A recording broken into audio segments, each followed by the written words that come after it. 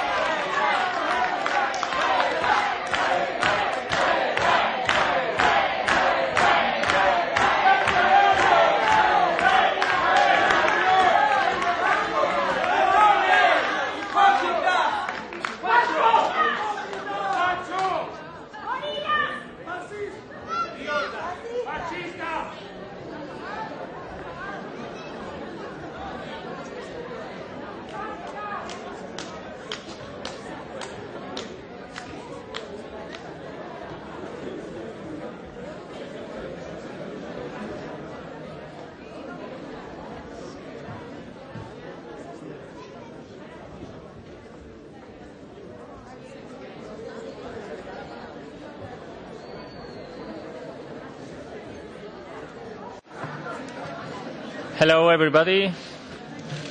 Bueno, muchas gracias a todos y a todas por estar hoy aquí.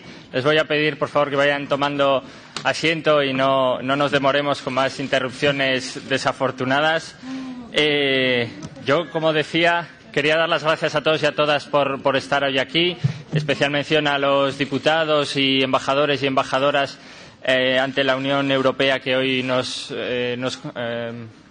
acompañan en este evento, sobre todo habiendo recibido la noticia de que han convocado desde el Grupo Liberal una reunión urgente con embajadores. Es una costumbre a la que estamos acostumbrados de contraprogramaciones, pero igualmente quería mencionar esto para agradecer doblemente su presencia. Y sobre todo, bienvenida Cristina, bienvenida Presidenta.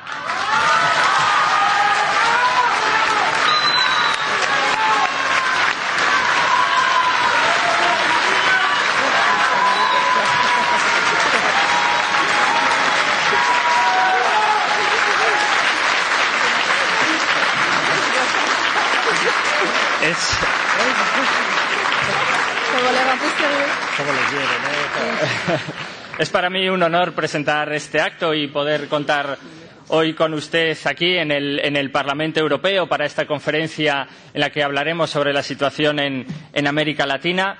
En el último año cabe decir que hay un interés renovado en impulsar lo que se insiste en llamar los intereses de la Unión Europea en América Latina, lo que a mi juicio es una frase bastante desafortunada y que además olvida un principio, yo creo, básico que nos debe orientar, que es los intereses de los pueblos entre y para los propios pueblos.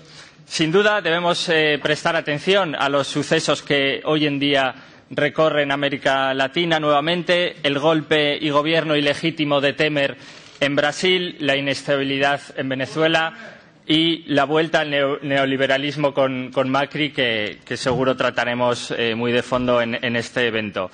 Y creo también que debemos mirar y aprender desde Europa a las conquistas sociales que en América Latina se consiguieron en esta última década, como ha sido, por ejemplo, ahora que estamos con la cuestión del CETA y el TTIP, el freno al ciclo neoliberal y al tratado del ALCA, ¿no? Una lucha que se consiguió gracias a un esfuerzo titánico de la movilización popular.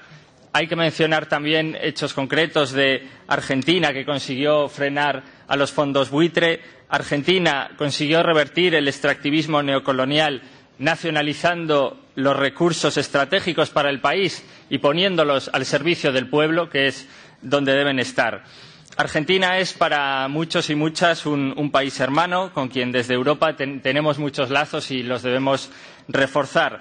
Argentina logró muchos avances con los gobiernos Kirchner y es un ejemplo de cómo sí se puede decir no a esta globalización neoliberal y cómo sí se puede democratizar la economía poniéndola, como decía, al servicio del pueblo. Y los índices de desarrollo humano están ahí y han sido un incremento, gracias a los gobiernos de la presidenta Cristina, un incremento de la cohesión social y el bienestar de los argentinos. Y es también un ejemplo de memoria y dignidad y justicia, algo que me gusta remarcar también como vasco y como nieto de un combatiente contra el golpe militar en España. Valoro especialmente el compromiso de Cristina y también de Néstor con la memoria histórica, con la lucha contra la impunidad de los crímenes de las dictaduras allí donde sean. Y ahí queda la imagen, una imagen muy simbólica de Néstor bajando los cuadros de los dictadores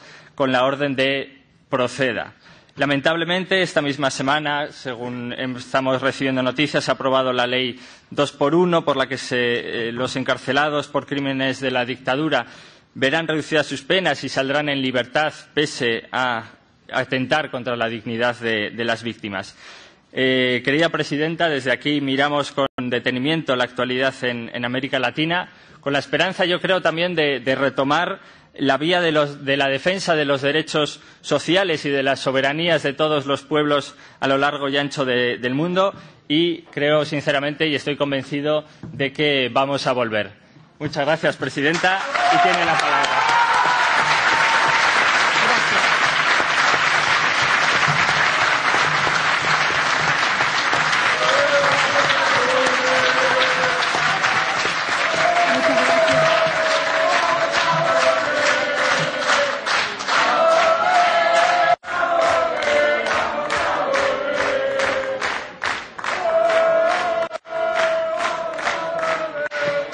Bueno, muy buenas tardes a todos y a todas. Agradecer la presencia de todos ustedes aquí y también agradecer a los parlamentarios que integran este cuerpo de la Europa la invitación que nos han formulado. Vamos al grano, directo. Seguramente, y me comentaban hoy en la reunión que tuve por la mañana cuando hubo una sesión del grupo que me invita aquí, de los diputados de izquierda, progresistas y movimientos diferentes de la izquierda y la progresía de Europa, me preguntaban acerca de cómo estaba Argentina y cómo estaba la región. Por empezar, quiero comentarles que hoy, esta noche, cuando ustedes estén en sus casas, a las 11 de la noche, posiblemente ya habrán almorzado, algunos estarán leyendo un libro, mirando la televisión, tal vez otros durmiendo. Quiero contarles que en mi país, la República Argentina, se van a movilizar miles y miles de argentinos y argentinas convocados por las organizaciones de derechos humanos, madres, abuelas, hijos, familiares, para repudiar precisamente un hecho que tuvo lugar unos días antes de que yo partiera hacia Europa y que tuvo como protagonista a la Suprema Corte de Justicia de la Nación, el máximo tribunal judicial de la Nación, en donde, como recién indicaban, se sancionó una ley que se conoce popularmente con el nombre de 2x1, pero que en realidad el resultado es que permitirá recuperar la libertad a más de 700 genocidas condenados por delitos de lesa humanidad, desaparición forzada de personas, torturas,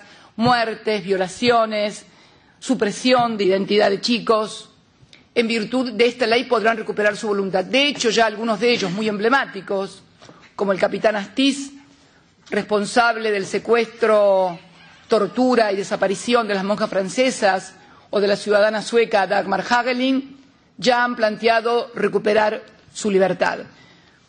Frente a esto, esta misma Corte Suprema tiene demorado y no se pronuncia sobre el recurso que le llegó a su jurisdicción sobre la libertad de la dirigente social Milagro Sala, presa injustamente, acusada de crímenes que no cometió y sometida a un poder feudal en su provincia sin que ningún tribunal de la República mueva un dedo. Así que podemos sintetizar con que estaríamos en una Argentina nuevamente de presos políticos y genocidas libres. Este sería el cuadro de una Argentina que lentamente va despojándose de los ropajes preelectorales y electorales que nos prometían una Argentina en la cual a nadie se le iban a quitar los derechos que tenía, que solamente se iban a cambiar las cosas que estaban mal, que iba a haber pobreza cero, que ningún trabajador iba a pagar impuesto a las ganancias. También se prometió que iba a haber millones de créditos hipotecarios, en fin, que todo iba a estar mejor de lo que estaba porque solamente se iban a cambiar las cosas que están mal.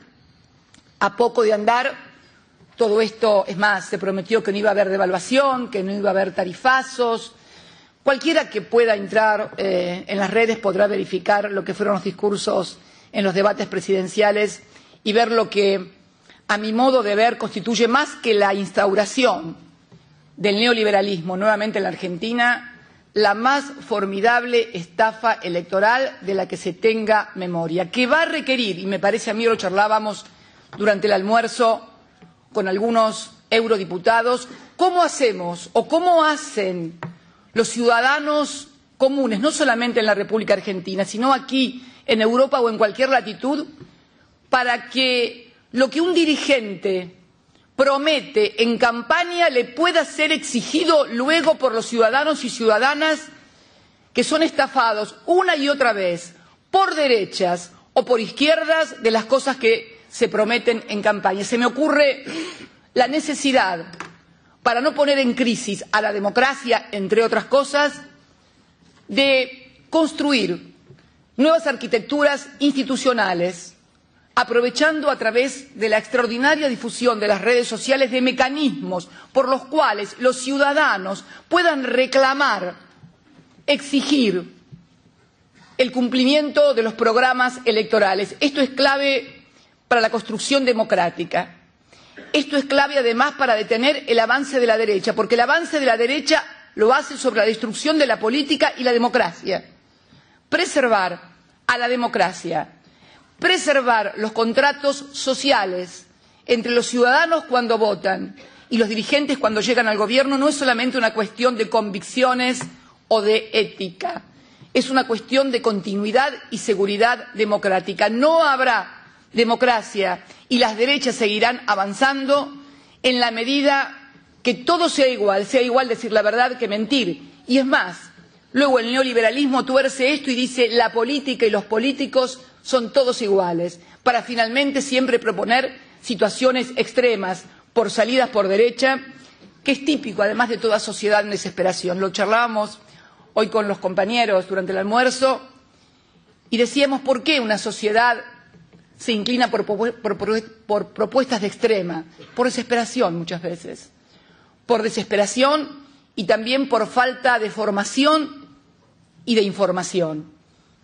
Frente a una sociedad bombardeada aparentemente por información, por el acceso a las redes, tenemos claramente que hay un proceso de desinformación de la sociedad de cuáles son los verdaderos motivos por los cuales alguien consigue trabajo o no consigue, porque alguien tiene un bajo salario o no puede conseguir un mejor salario. Y entonces se reorienta esa desesperación y esa frustración ciudadana normalmente hacia otros compatriotas. Y normalmente no se la orienta hacia los que más tienen y que normalmente tienen algo que ver en la inequitativa distribución del ingreso. Paradójicamente se reorienta esa frustración, esa desesperación, esa necesidad de tener salario y trabajo hacia los que menos tienen y se reorienta eso bajo las formas de xenofobia, de odio, de desprecio al pobre, de desprecio al inmigrante, de desprecio al refugiado, como si ellos fueran la causa y no el efecto de un orden internacionalmente injusto.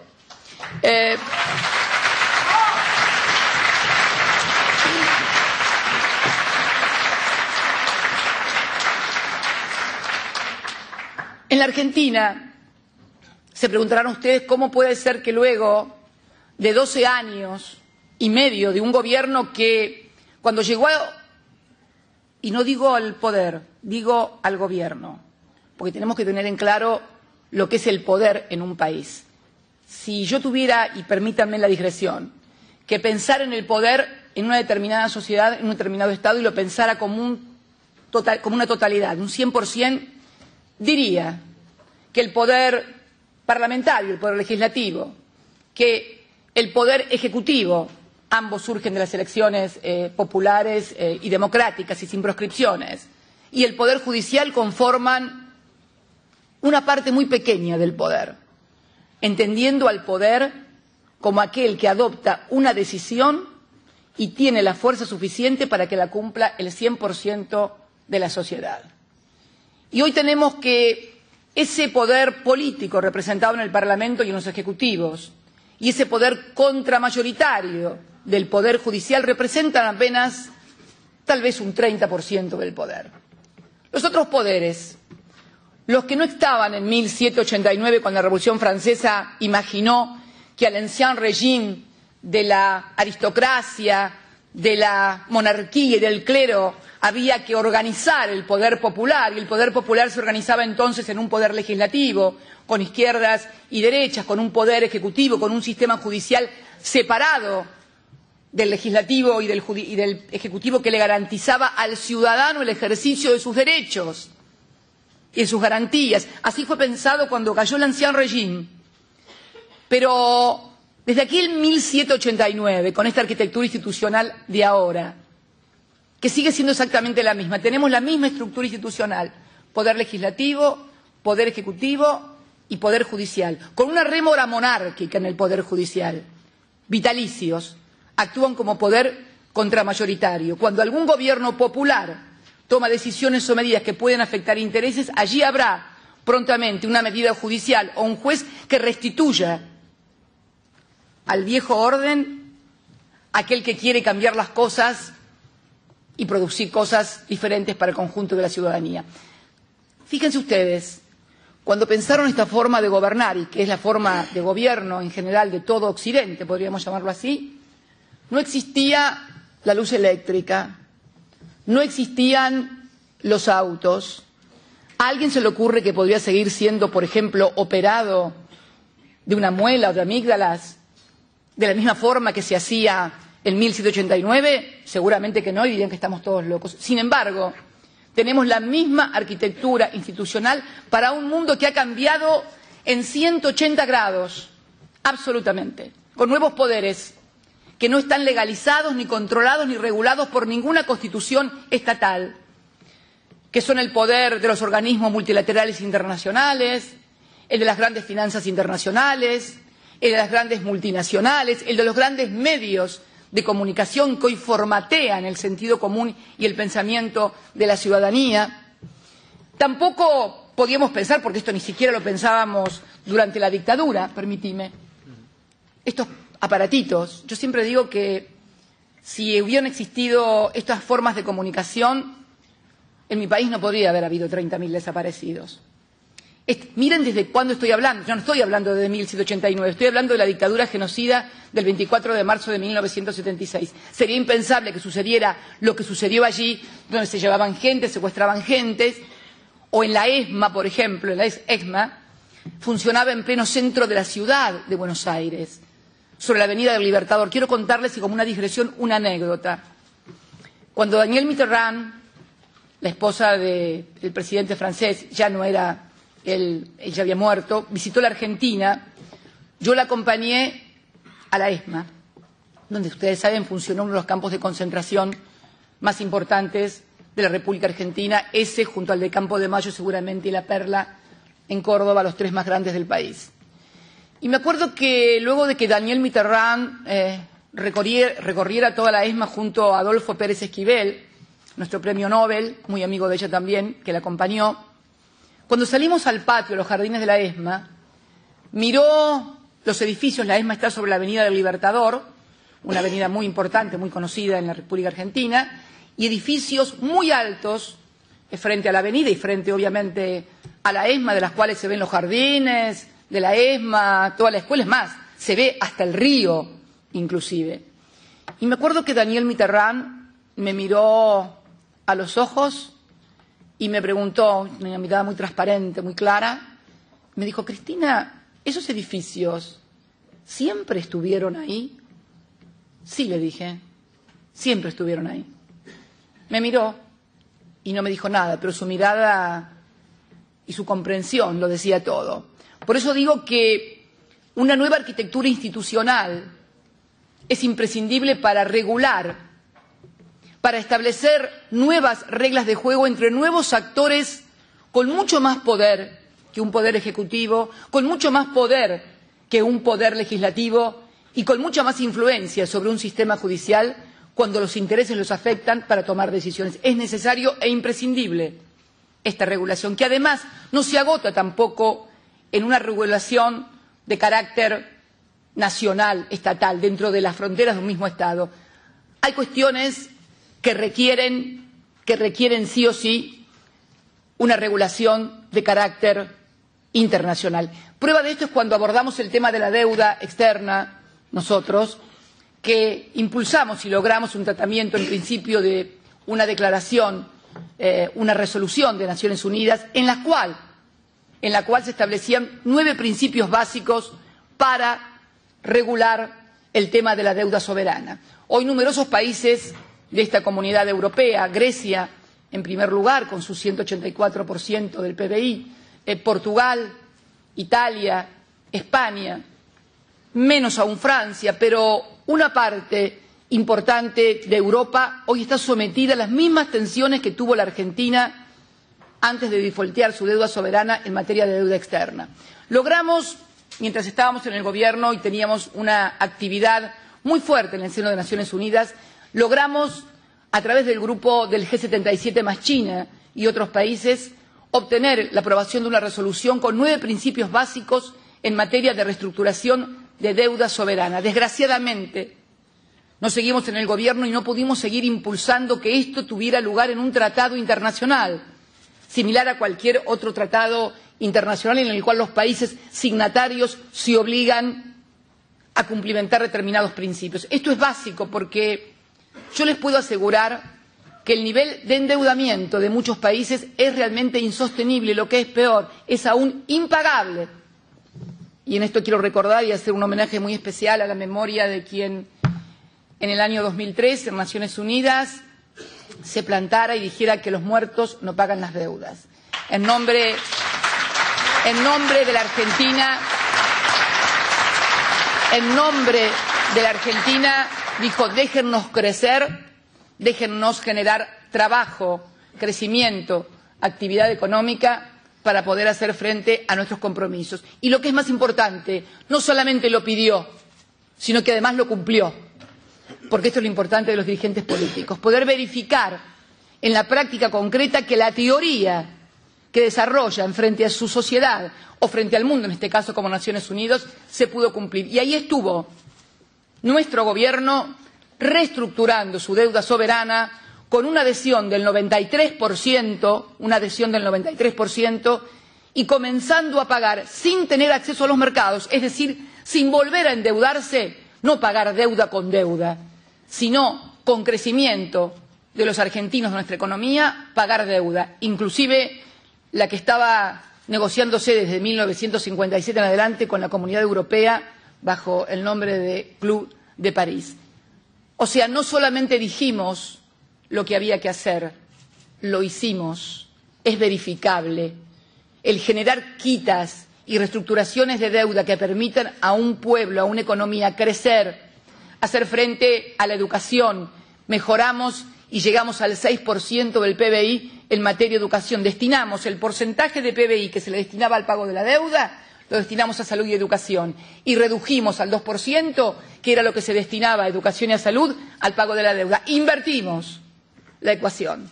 Invertimos la ecuación y dijimos, primero tenemos que pagar la deuda social de los argentinos en educación, en salud, en vivienda, en ciencia y tecnología.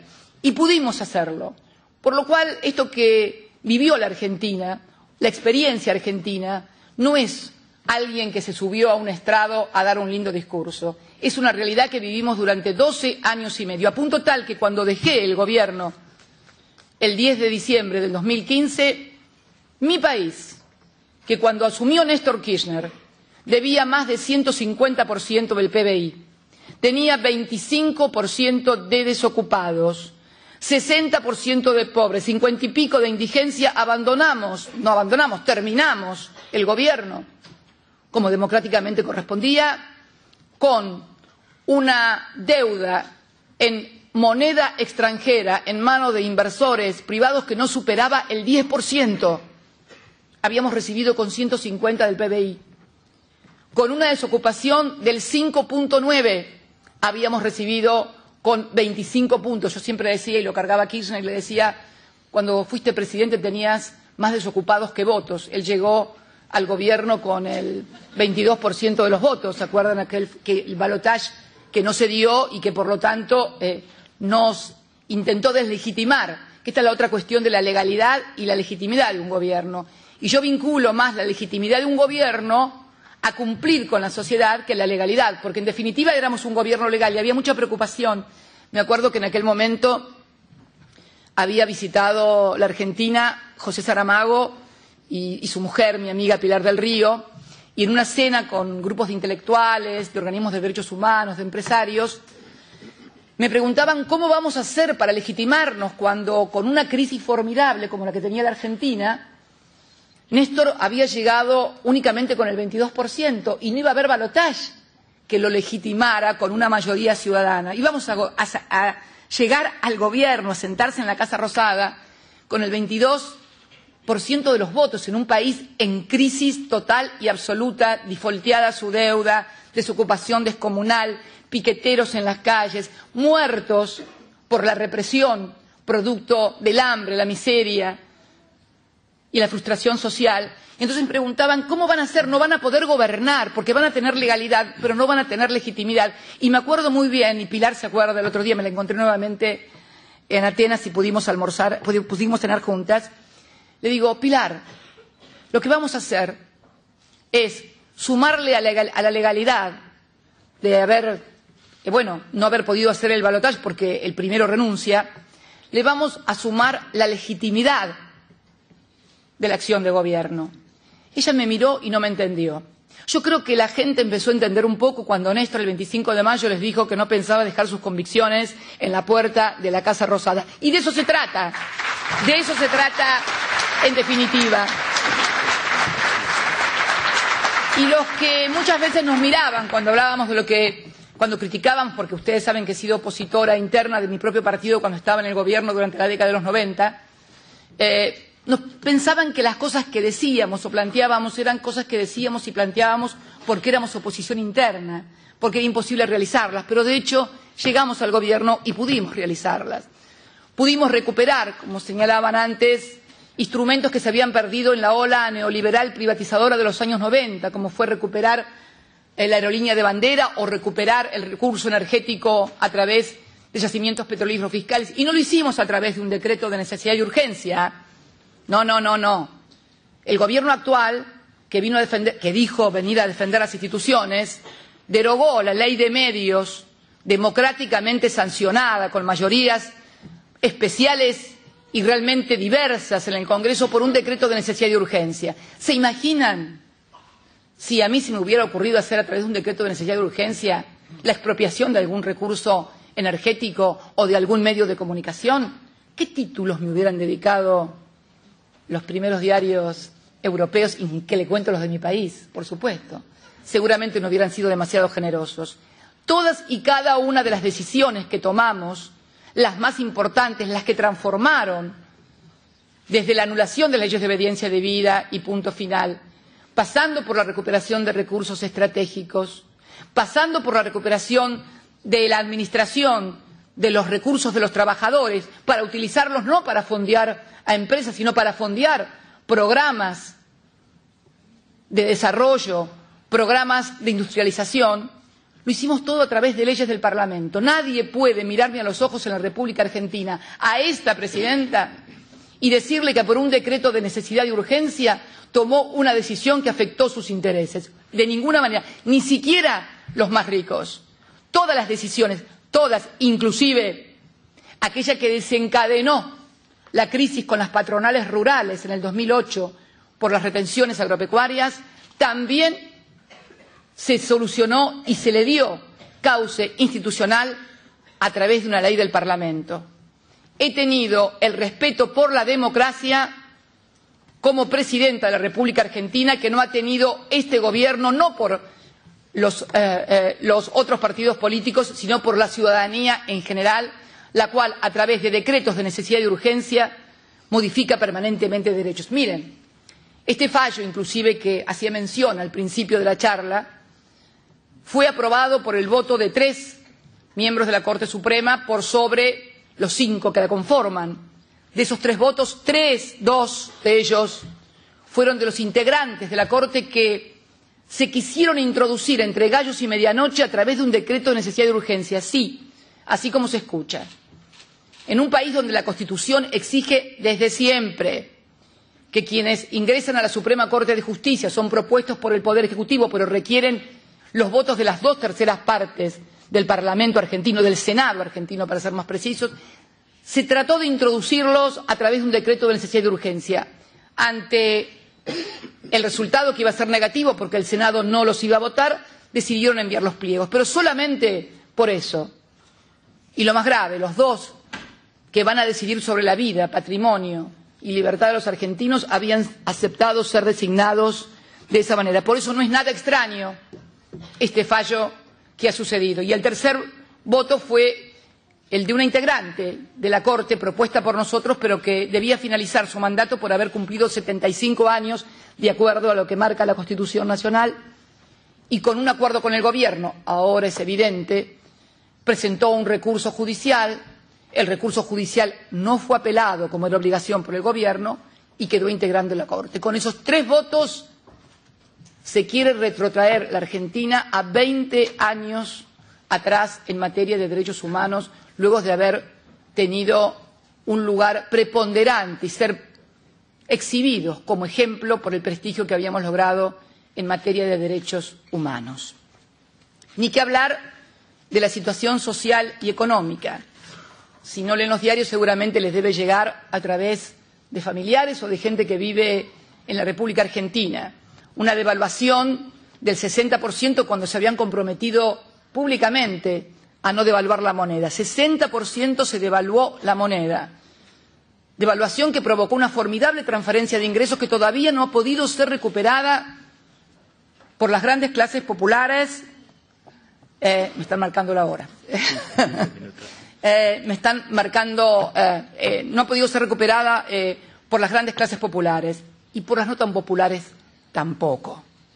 Tarifazos que han afectado no solamente a las familias, sino a comerciantes, pequeños comerciantes, no tan pequeños, empresas que no pueden hacer frente a aumentos en el agua, la luz y el gas, que han introducido el concepto de pobreza energética en la Argentina. Pobreza energética, término y concepto que se acuñó aquí en Europa, que significa todo aquel que destina un 10% o más de sus ingresos a hacer frente a los gastos de luz, agua o gas. Bueno, este concepto de pobreza energética, a partir del tarifazo provocado, que también fue negado durante la campaña por el Gobierno, es la situación hoy en la Argentina.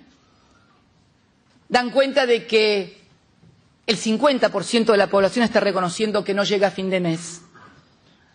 La desocupación está llegando ya a los 2 dígitos. La noticia de despidos en fábricas es moneda corriente. El cierre de empresas tradicionales. El otro día estaba escuchando la General Motors de Rosario, que ha decidido suspender turnos enteros porque, bueno, la situación económica así lo establece. Me acuerdo que en el año 2008, cuando se produce la crisis global y las casas matrices de las grandes multinacionales comienzan a retirar fondos de sus filiales o a no enviárselos, General Motors de Argentina estuvo a punto de echar a miles de trabajadores y a interrumpir la construcción de un modelo nuevo de auto que estaban presentando. En aquel momento nosotros, el Gobierno, a lo que denominaban populistas y de izquierdas, salió a darle un crédito a la General Motors. Miren qué de izquierdas y qué populistas. ¿Porque éramos amigos de General Motors? No. Porque necesitábamos que los trabajadores de General Motors no fueran despedidos, no fueran suspendidos y siguieran cobrando sus salarios sin hacer disminución del ingreso. ¿Por qué? Por una razón Por una razón muy sencilla. No es que hayamos descubierto la pólvora. Nuestro modelo social, económico y político no descubrió la pólvora. Es más, por ahí yo sé que se van a horrorizar algunos, pero tomamos un principio básico del capitalismo, el consumo, y basamos en el consumo, que representa entre el 70 y el 75% de la demanda agregada, que es la que genera la actividad económica, el crecimiento, la reindustrialización, la posibilidad de estudiar, la posibilidad de trabajar. A esta altura ustedes se preguntarán, ¿y por qué entonces hoy hay un gobierno neoliberal en la República Argentina? En principio, por lo que dije cuando comencé, la estafa electoral, con una gran cobertura mediática, porque una estafa electoral de esa magnitud solamente puede producirse con una gran cobertura mediática, porque en cualquier programa periodístico, cuando iba el candidato y decía no vamos a devaluar, no vamos a hacer, o sea, cuando decía que iba a hacer todo lo contrario a lo que había hecho en el gobierno de la ciudad y lo que había hecho su propia historia, porque convengamos que la empresa del actual presidente fue una de las tantas que estatizó la deuda privada en el año 1982 y que formó parte de la deuda que después defaultió el Estado argentino y que terminamos pagando todos los argentinos. O sea, cuando negaba su historia y negaba todo lo que había hecho, no había ningún periodista de estos de investigación y muy incisivos que le repreguntara, mientras que a nosotros nos demolían prolijamente como lo hicieron desde el primer día de mi gobierno, el 10 de diciembre del 2007. Una formidable máquina y cobertura mediática que hoy puede observarse inclusive cuando uno prende la televisión. Uno enciende la televisión y parece que nosotros siguiéramos gobernando. Hablan de nosotros nada más. Es notable. Es notable, uno enciende el televisor en la Argentina, enciende la radio, abre el diario y Cristina tal cosa y el kirchnerismo tal otra y la Cámpora no sé qué cosa y el Frente para la Victoria del gobierno, de lo que está pasando, de los despedidos, de la ola de inseguridad formidable con secuestros express a granel, producto de que al haberse agravado la situación social casi mecánica y simétricamente se agrava la situación de seguridad en cualquier sociedad, cuando hay gente que pierde el trabajo, que no tiene, bueno, se recrudecen los fenómenos de inseguridad y de violencia. Nadie se pregunta nada. O sea, cualquiera que vaya a la Argentina y no sepa quién está en la Casa Rosada y abra un diario, prenda la radio o encienda el televisor, dice, pero ¿cómo? ¿Cristina no era que había terminado el gobierno? Bueno, sí, porque somos los únicos que aparecemos. Es más, recién con el incidente que quisieron protagonizar dos enviados del gobierno, seguramente, es notable. Fíjense ustedes lo que pasa con el tema corrupción, caballito de batalla del gobierno. Resulta ser que no aparece ninguna cuenta en el exterior de Cristina Fernández de Kirchner ni ningún Kirchner. ¿Saben por qué? Por una razón muy sencilla. No tenemos cuentas en paraísos fiscales. No tenemos cuentas en paraísos fiscales.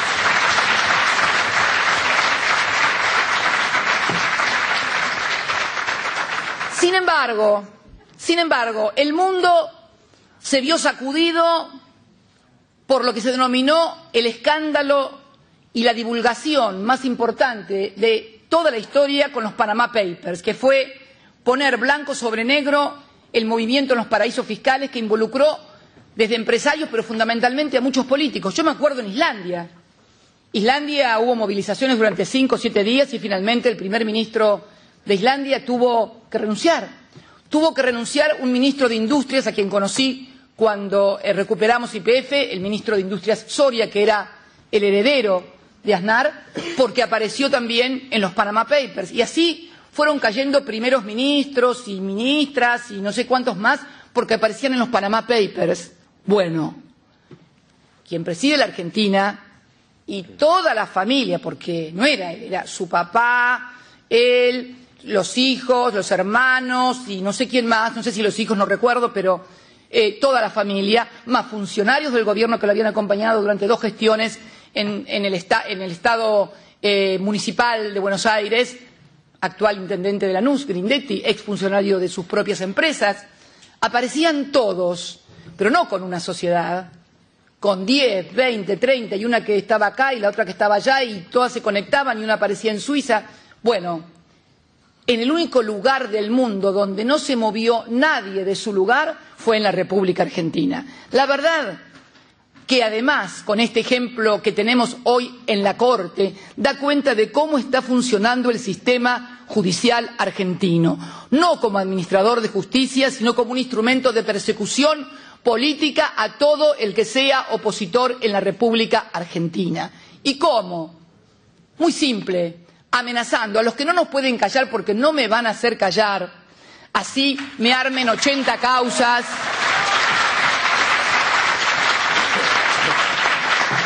Así armen 80 causas, porque me pueden ver del derecho y del revés, y soy la misma de siempre, tengo lo mismo que he declarado en todas y cada una de mis declaraciones juradas, que las vengo haciendo no de ahora, ni de cuando era presidenta, sino desde 1995, cuando era senadora. Y puedo dar cuenta de cómo vivo porque he vivido parecido siempre en los últimos años, y unos cuantos últimos años. Entonces, creo que esta cuestión de que precisamente un gobierno que se ha caracterizado por llevar los dueños de las empresas a los puestos, donde tenemos que el ministro de Energía es accionista de Shell y fue quien era el CEO de Shell en la República Argentina y hoy maneja la energía en la República Argentina decidiendo negocios para quien antes era y de quien es accionista. ¿Saben cómo lo llaman ellos a eso? Conflicto de intereses, le dicen. ¿Cómo que es conflicto de intereses? Ser accionista de una empresa, haber sido CEO de una empresa, ser accionista de la empresa y decidir darle a esa empresa, comprarle, por ejemplo, las importaciones de gas que se traen desde Chile.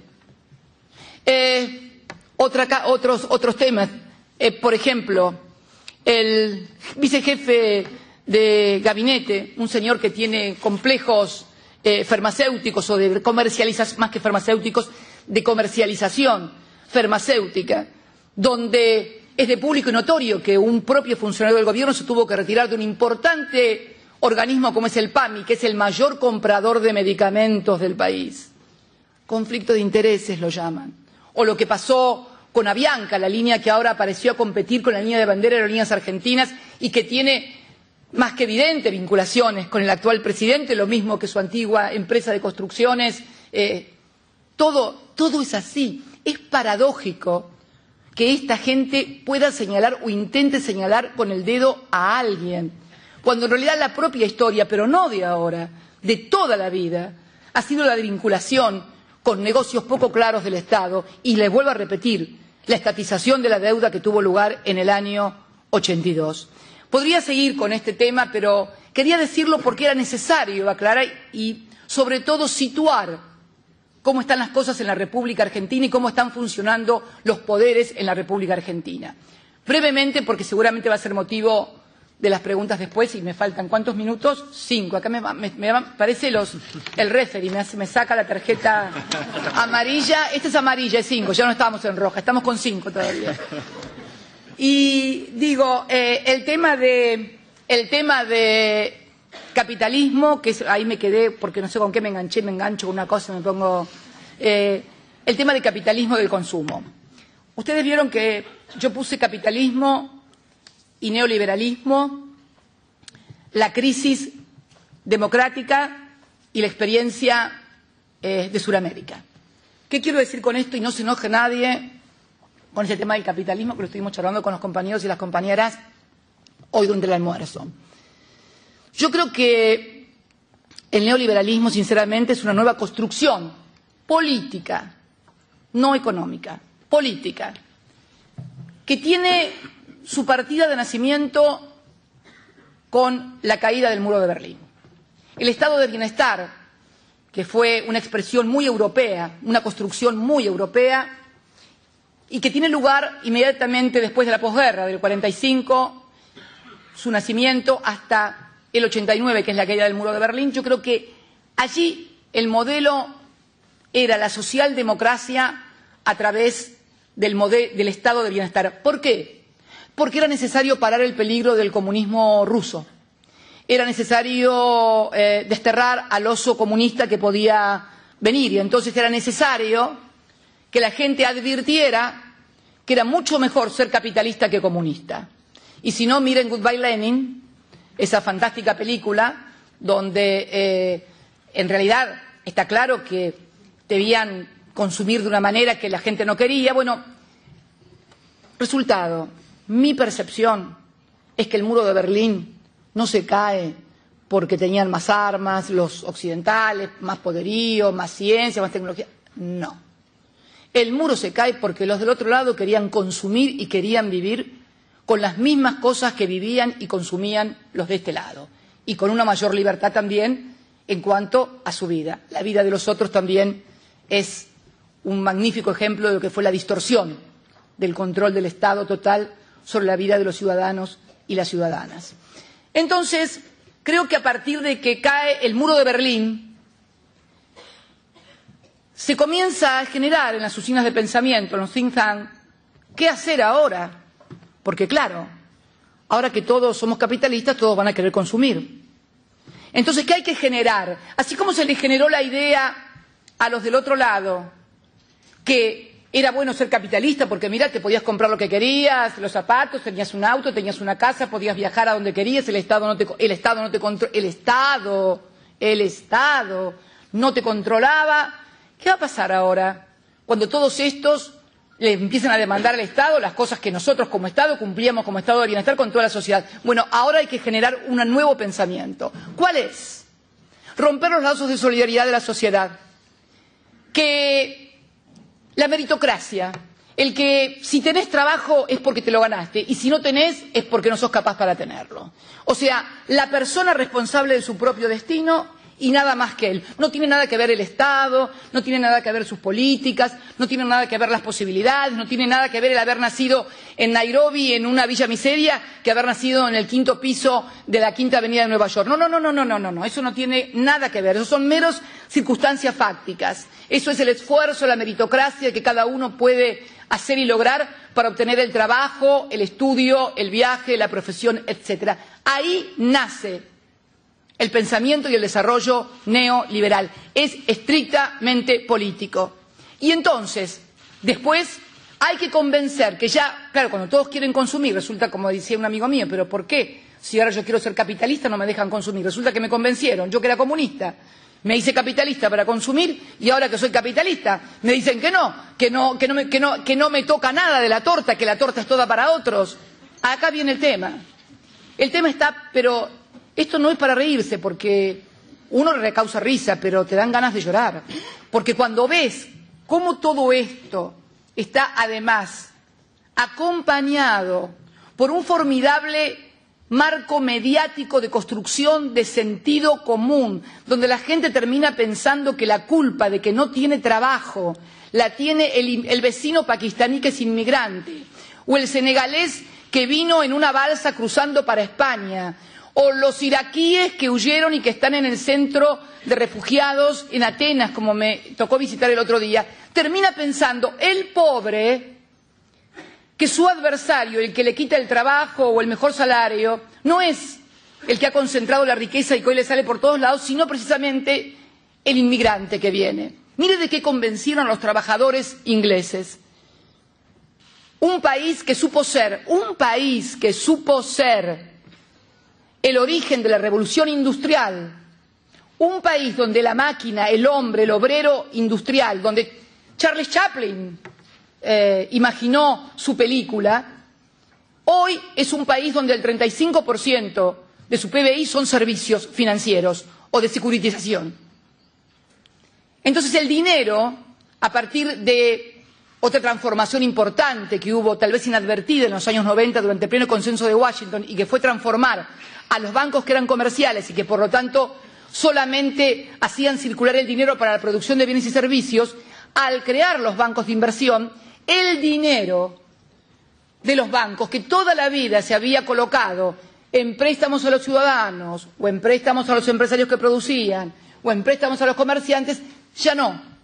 Ya generan derivados financieros que dan dinero sobre el dinero mismo. O sea, el dinero no se reproduce a partir de su intermediación en la producción de servicios y en la producción de bienes, sino que se reproduce a sí mismo, generando ganancias multimillonarias, mucho más que las que puede obtener alguien construyendo autos o alguien construyendo cualquier otra cosa, salvo en aquellos sectores de gran innovación tecnológica, como los medios informáticos, salvo un Steve Jobs, donde allí sí la oferta es la demanda es la que genera esa oferta y viceversa, se retroalimentan, pero es más importante la oferta ahí, porque él genera demanda. O sea, quien crea algo tecnológico, una innovación tecnológica, genera demanda que antes no existía. Pero son casos muy aislados hoy en el mundo capitalista. Entonces creo que este neoliberalismo tiene la misión de venir a formatear la cabeza de los ciudadanos globales. Y no le va nada mal, desgraciadamente, lamentablemente. Esto requiere por parte de los partidos progresistas, lo charlábamos con Alexis Tsipras en Atenas, la necesidad de construir por lo pronto un foro global en el cual podamos comenzar a discutir determinadas categorías de pensamiento, donde podamos comenzar a repensar y a rediscutir la democracia, porque en definitiva la democracia, hasta la democracia, el neoliberalismo la termina usando contra la propia democracia. Si no, pregúntenle a los brasileros. El juicio político es un instrumento que establece la Constitución brasilera. ¿Para qué fue usado por el neoliberalismo? Para derrocar a una presidenta constitucional, Dilma Rousseff, imponer un títere como el actual presidente del Brasil e imponer el plan de ajuste y austeridad más memorable que se tenga memoria en Brasil.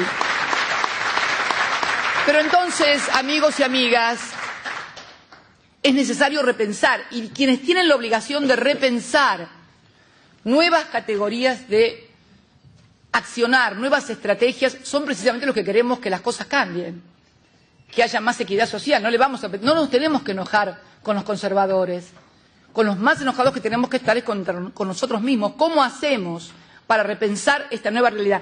Por ejemplo, yo discuto mucho con algunos compañeros de mi generación y lúcidos, intelectuales, el tema de las redes sociales, y se enojan, algunos las califica como las redes antisociales. Nosotros tenemos que aprender a trabajar con esto. Tenemos que aprender, porque sería como negarnos a la imprenta en la época de Gutenberg, o negarnos a las modificaciones que impuso en el pensamiento, en el accionar, la radio, la aparición de la radio o la televisión. Es necesario, y yo creo además, que las redes, por la propia manera de vincularse individualmente, pueden, no digo destino inexorable e ineluctable, no, porque luego de charlar con Edward Snowden en Moscú y ver cómo se manejan las grandes empresas, Facebook, Twitter, más todas las empresas en las cuales ustedes tienen su tarjeta de crédito. ¿Se acuerdan cuando en la vida de los otros el Señor nos escuchaba con los audífonos? Ya no es necesario que te escuchen. Hacen tu perfil a través de los metadatos, de la Big Data y demás. Este mundo nuevo tenemos que abordarlo también, pero tenemos que abordar también nuestras propias categorías de pensamiento, de izquierda, de derecha, lo decía hoy. Tenemos que acostumbrarnos que vamos a tener que sentarnos un comunista, ateo y redento, con una señora que le reza 4 rosarios por día a la Virgen María y otros 4 rosarios a Jesucristo, porque los dos tienen que pagar la factura de luz y los dos necesitan trabajo. Tenemos que encontrar vasos comunicantes y asociaciones en los ciudadanos que despierten esto, porque debemos tener en cuenta algo. La gente no está informada. Paradójicamente, en una etapa donde la información parece dominar el mundo, la gente no está informada, porque está informada de lo que quieren que esté informada, nada más. De lo que quieren que esté informada, nada más. ¿Y qué les digo de formación? Yo comentaba con mis compañeros de almuerzo hoy, que eran todos mucho más jóvenes que yo. Sí, yo era decididamente la más grande. Soy moderna, ellos ya son, todos ustedes son todos posmodernos. Yo soy moderna todavía. Yo siempre le decía a Fidel Castro, cuando lo veía, le digo, Fidel, vos sos el único posmoderno después de Mandela que queda, porque se había muerto Mandela, se había muerto Fidel, se había muerto Yasser Arafat, el único dirigente global que quedaba moderno, puramente moderno, era Fidel Castro, no había otro. Y bueno, se nos fue el último moderno, además, ahora. Y bueno, yo le comentaba a mis compañeros posmodernos que nosotros, los de la modernidad, que teníamos capacidad de pensamiento abstracto, está bien que no teníamos este bombardeo mediático de Facebook, que me encantan, les aclaro, me encantan las redes, Twitter y demás, no teníamos esa televisión, cables, noticias, esta producción de información y de inteligencia artificial. Vivíamos en dictaduras que perseguían, que asesinaban, que secuestraban, estoy hablando de los años 60 y 70, y teníamos diarios, televisiones, no salía nada en la televisión, no salía nada en las radios, no salía nada en los diarios, sin embargo no le creíamos nada a nadie de las cosas que nos decían. Teníamos una actitud crítica frente a la realidad, porque la realidad era crítica y no nos gustaba, de no creer lo que nos decían. Esto nos ayudó mucho a ver lo que pasaba también. Bueno, serán discusiones de otro momento, pero me refiero que estamos frente a una sociedad que no está capacitada para leer. Cuando hablo de leer, hablo de poder mirar lo que pasa atrás de las noticias, atrás de lo que le cuentan, atrás de lo que lo dicen. A nosotros nos decían algo y leíamos entre líneas y sabíamos distinguir que era totalmente al revés de lo que nos estaban diciendo, lo que estaba pasando. Pero para esto teníamos una formación intelectual, de lectura, de experiencia, fundamentalmente de vida de toda una generación, que fue la que marcó no solamente acá, en mi país. Estábamos imbuidos por todo lo que había pasado en la Europa de los años 60, del Mayo francés, de la Revolución cubana, de la Revolución china, de lo que había sido la Revolución rusa a principios de siglo. O sea, éramos una generación muy de lectura, muy de análisis y muy capaz de generar pensamiento abstracto. Hoy estamos ante una sociedad que no tiene los instrumentos para poder leer todo lo que le dicen y le cuentan. No es un problema solamente no es mediocridad, no es ignorancia, es otra cosa. Estamos ante un fenómeno comunicacional y de información sustancialmente diferente al que tuvimos nosotros a través de libros, a través de películas, a través de la experiencia, de lo empírico de cada uno de nosotros en la actividad política. Hoy hay una tendencia más a la individualidad, a sentarme solo frente a la máquina, a ver qué puedo hacer, qué puedo tuitear contra fulanito, y con muy buenas intenciones, militantes digitales que se sientan frente a una máquina para hablar contra los neoliberales, para ver lo que pasa con los refugiados, para hablar contra los fascistas, contra los de la derecha. Muy bueno, pero es una actitud, una construcción individual. Y esto, el entorno, lleva a la individualidad, y la individualidad implacablemente lleva a la soledad. Y la soledad lleva al fracaso y a la frustración. Porque las grandes gestas de la humanidad nunca se hicieron con gente sola, no conectada y no comunicada.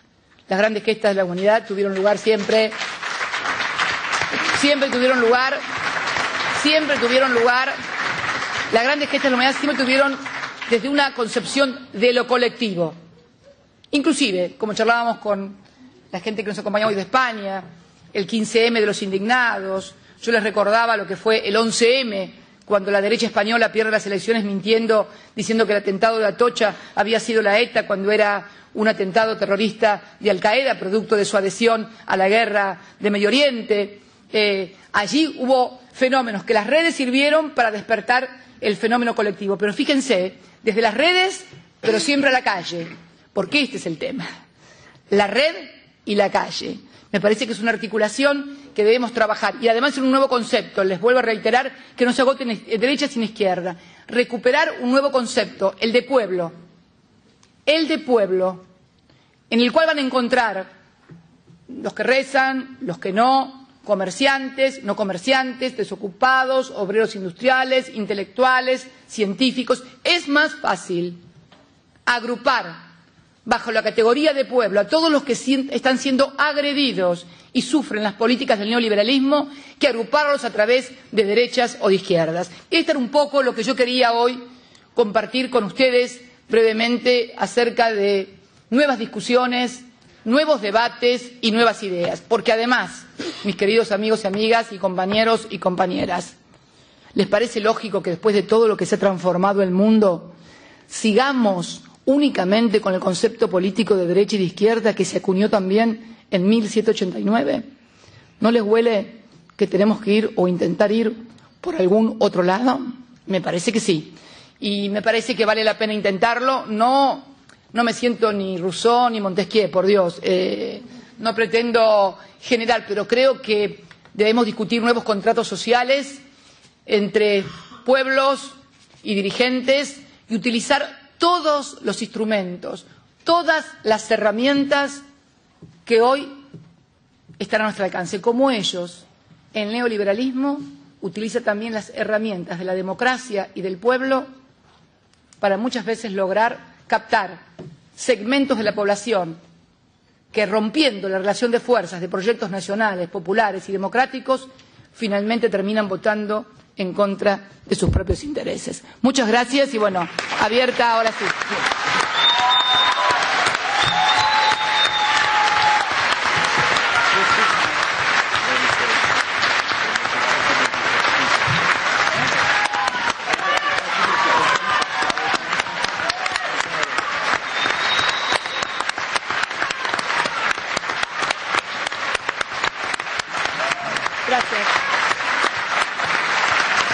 Gracias.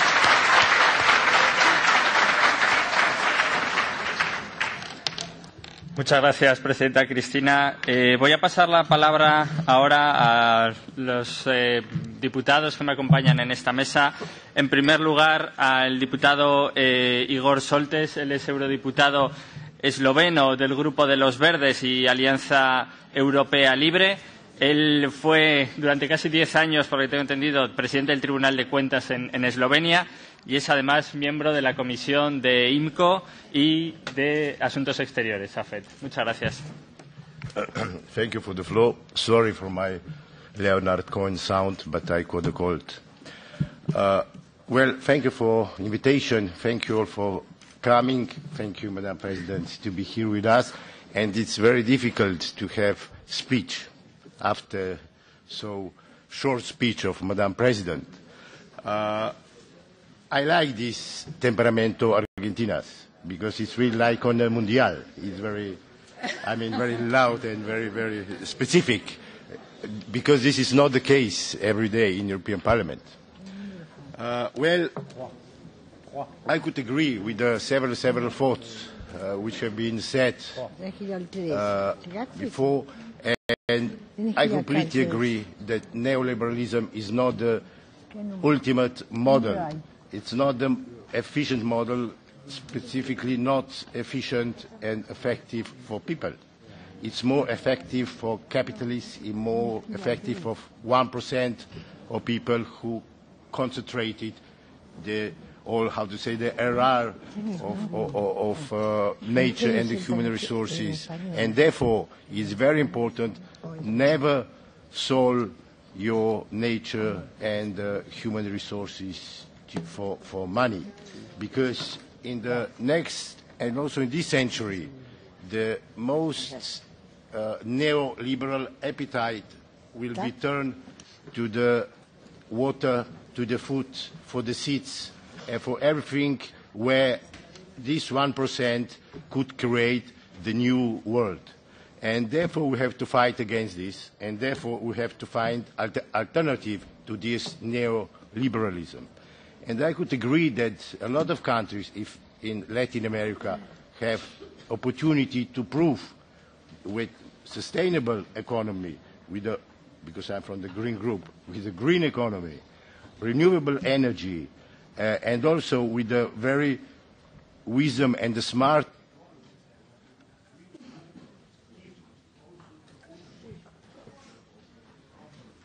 Can't hear. Sorry.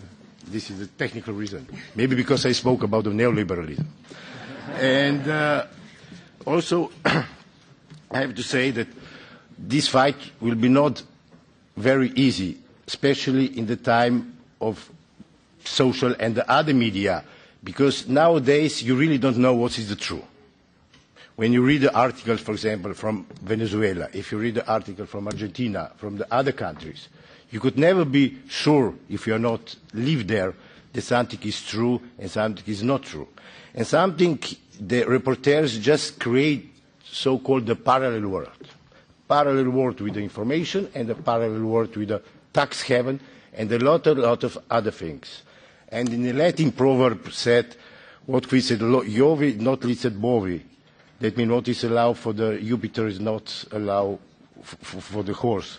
And that means during our next decade, not only in Latin America, not only Argentina and Venezuela, also in Europe, we have to find the model which will be more concentrated to people.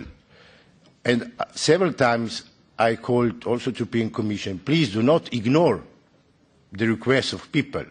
And this year and the last year, we call and ask also European Commission, please do not sign TTIP, do not sign CETA, which will really bring just the power in the hands of companies and corporations, and we'll lose a lot with this agreement, because we create also some kind of the supreme courts, some dispute settlement regime which is much powerful than the whole legal system.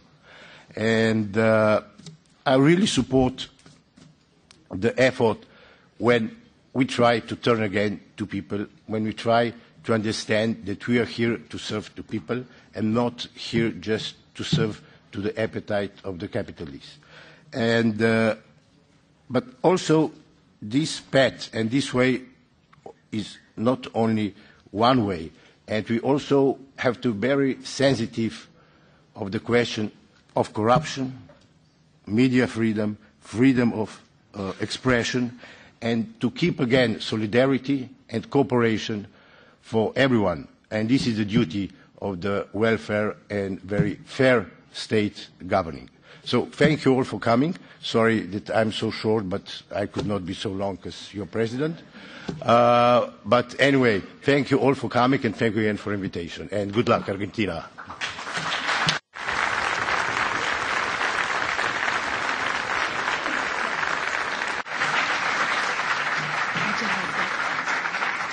Bueno, se me olvidó decir que posteriormente daremos también la palabra a embajadores y eurodiputados y eurodiputadas presentes, pero antes quiero dar la palabra también a Marina Albiol. Ella es coordinadora de la Izquierda Unitaria Europea en la Delegación de Relaciones con América Latina. Gracias. Buenas tardes a todos y a todas. Agradecer, por supuesto, la intervención y las palabras y las reflexiones. Y, bueno, yo simplemente, cuando estaba escuchando a la presidenta Cristina, bueno, algunas ideas que me surgían y algunos comentarios que sí que me gustaría compartir a través de las reflexiones que ella nos hacía, ¿no? Y es cierto que hace un tiempo que se habla de la derechización en América Latina, de cómo, después de una época de gobiernos de izquierdas o de gobiernos progresistas, pues ahora se está viviendo este retroceso, este auge de la derecha. Y yo la verdad es que escuchando a la compañera Cristina, escuchando cómo nos explicaba el cómo Macri llegó al poder, empiezo a poner un poco en duda esto, empiezo a poner en duda el hecho de que se haya producido una derechización en América Latina. Quiero decir que es cierto, que es evidente, que hay más gobiernos de derechas, pero es posible que no las gentes, las personas, los pueblos en América Latina no sean más de derechas. Es decir, Macri, para llegar al poder, tuvo que engañar, tuvo que mentir, tenía un programa oculto, que es ahora el que está poniendo encima de la mesa. Él no hablaba de los recortes que iba a hacer, él no hablaba de las políticas neoliberales duras que iba a aplicar. Tuvo que engañar al pueblo para poder llegar a ser presidente. En Brasil, Temer tuvo que dar un golpe de Estado para llegar a poder ser presidente. O en Venezuela, para las legislativas, la derecha tuvo que necesitar de toda la ayuda internacional, de todas las injerencias, de toda la desinformación, de todo el boicot económico. Por tanto, a mí me queda un poco esa duda, ¿no? Es posible que a lo mejor no haya ese proceso de derechización en América Latina. Hay más gobiernos de derechas, pero yo creo que la inmensa mayoría de personas siguen defendiendo la necesidad de unas sociedades justas, del acceso a la educación, a la sanidad, a la vivienda y de la vida en dignidad, ¿no? Y de la vida en dignidad también para todos y para todas, ¿no? Y esa segunda reflexión es la que quería hacer, también porque esta mañana estábamos un poco hablando de ello, ¿no? De la importancia de la doble batalla. Nosotras sabemos que no es suficiente con luchar contra el neoliberalismo. y contra esas políticas que nos ahogan, ¿no? Sino que también es necesario luchar contra el patriarcado. Que es cierto que el neoliberalismo nos oprime a todos y a todas, ¿no? Que el neoliberalismo es el que nos recorta los derechos laborales, nos recorta las pensiones, nos privatiza los servicios públicos, pero el patriarcado es el que hace que esas políticas a nosotras nos afecten mucho más y que tengamos mayor tasa de pobreza o mayor tasa de desempleo, salarios más bajos, pensiones más bajas, ¿no? Y en ese sentido, bueno, pues también quería destacar esa importancia de esa doble batalla, no solo contra las políticas de derechas neoliberales, sino también contra ese sistema patriarcal. Y sé que, además, en Argentina nos contaba también que ha habido un fuerte movimiento feminista, cada vez más fuerte, también en los últimos meses. Y, bueno, por acabar, sí que quería también una reflexión final, y es el remarcar la importancia de actos como este, la necesidad de que reforcemos las alianzas entre nosotras, entre las diferentes izquierdas o los diferentes movimientos a un lado y al otro del Atlántico, porque es importante que recordemos que fue el movimiento obrero, fueron las izquierdas las que desde los orígenes hemos pensado, hemos defendido la necesidad de unirnos por encima de las fronteras.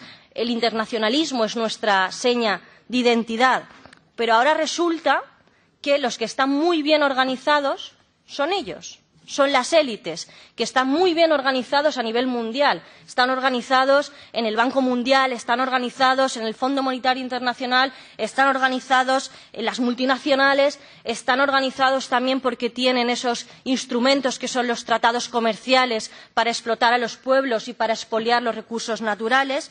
Entonces, ellos están muy bien organizados y, en cambio, nosotros, bueno, pues creo que aún nos queda un poco de camino por recorrer, nos queda todavía, bueno, pues mucho trabajo que hacer, a pesar de que lo sabemos, de que sabemos que juntas somos más, de que juntas somos más fuertes, imparables, diría yo, y, por tanto, creo que tenemos que trabajar en ese sentido, ¿no? Tenemos que ser capaces también de organizarnos para salir todas a la calle si un día nos atacan aquí o nos atacan allí, salir todas a la calle contra las políticas criminales, tanto si se hacen en la Unión Europea como si se hacen en América Latina.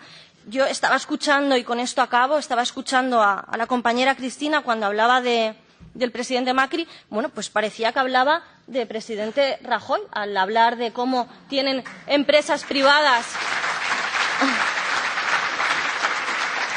de cómo tienen el gobierno, ¿no?, al servicio de las empresas privadas, pero también parecía que estaba hablando un poco de la Unión Europea y de Juncker, ¿no?, y de los favores que le hizo a las multinacionales cuando era presidente de Luxemburgo, o también parecía que estaba hablando de Cañete, ¿no? Cañete, su participación con las empresas de hidrocarburos, y luego Cañete acaba siendo el comisario de Energía de la Unión Europea, o del fichaje de Barroso por Goldman Sachs. Quiero decir que al final, como bien decía Cristina cuando estábamos comiendo, a grandes enemigos necesitamos grandes amigos. Y, por tanto, bueno, acabo con esa necesidad de seguir reforzando los lazos y de seguir luchando todas juntas. Gracias.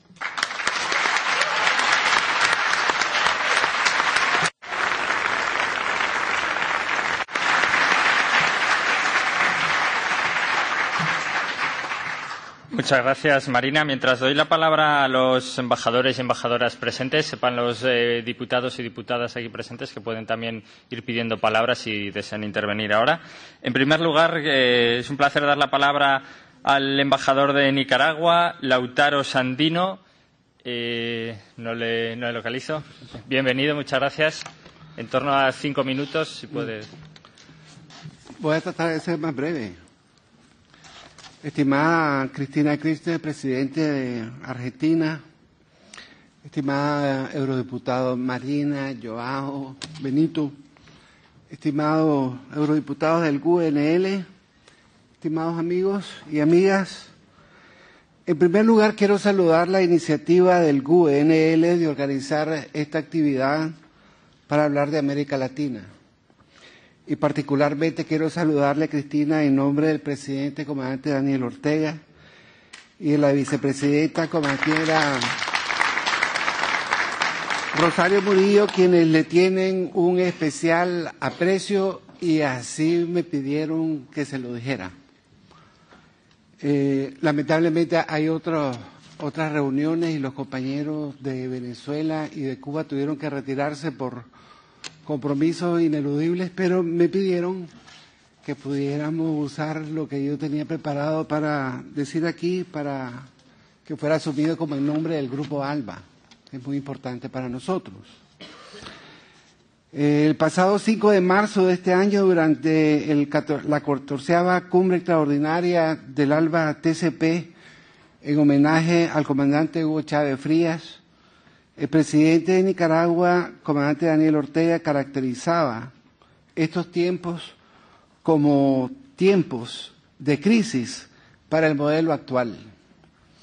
Una crisis que no la hemos provocado nosotros y que los que nos compete es seguir fortaleciendo el camino que viene trazando el ALBA Petrocaribe, que es un modelo que ha venido instalándose en nuestra realidad latinoamericana y caribeña como algo nuevo, como alternativa a lo que hemos tenido aquí en la región latinoamericana.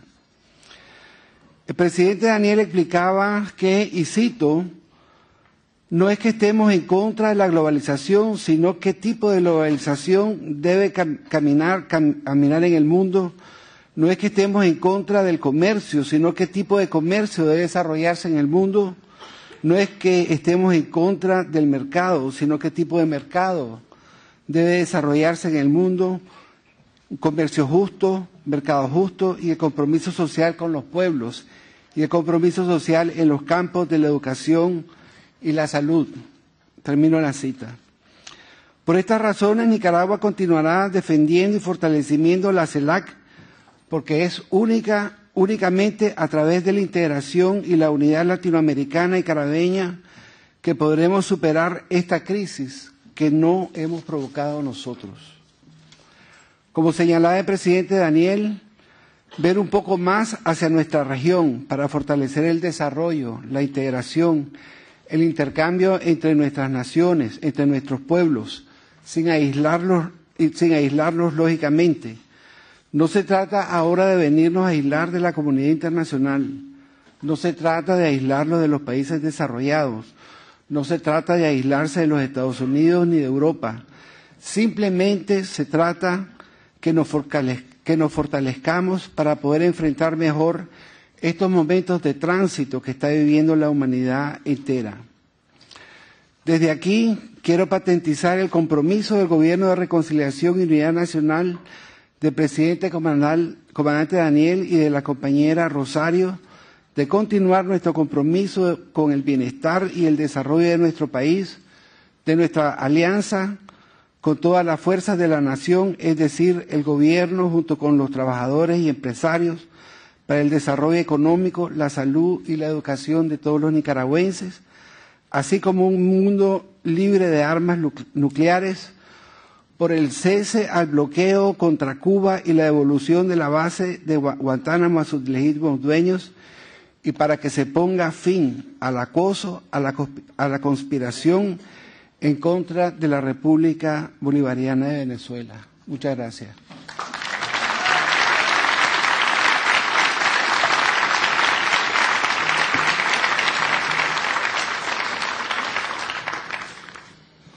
Un placer dar la palabra también al embajador de Bolivia, Gustavo Maynard. Muchas gracias.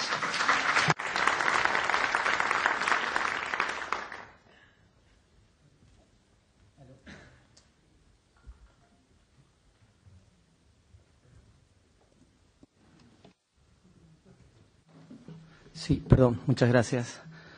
Muy buenas tardes, Presidenta, muy buenas tardes también a los eurodiputados que cordialmente nos han invitado esta tarde y muy buenas tardes a todos ustedes, queridos amigos. Muy emocionado, muy contento. Yo le traigo también el saludo de la Embajada del Gobierno de Bolivia y del presidente Evo Morales, un líder, luchador,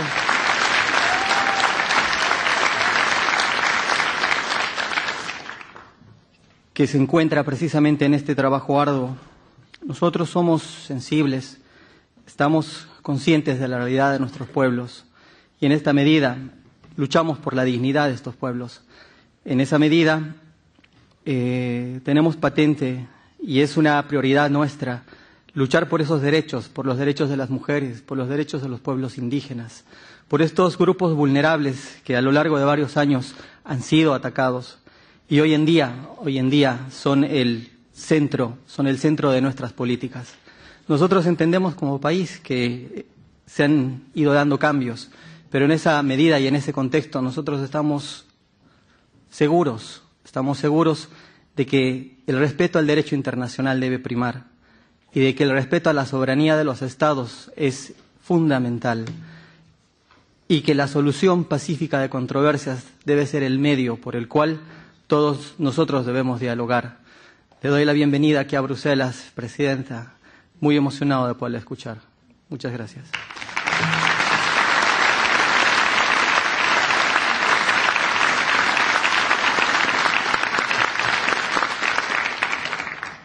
Un placer también dar nuevamente la palabra en este Parlamento al embajador de Ecuador, Pablo Villagómez. Muchas gracias.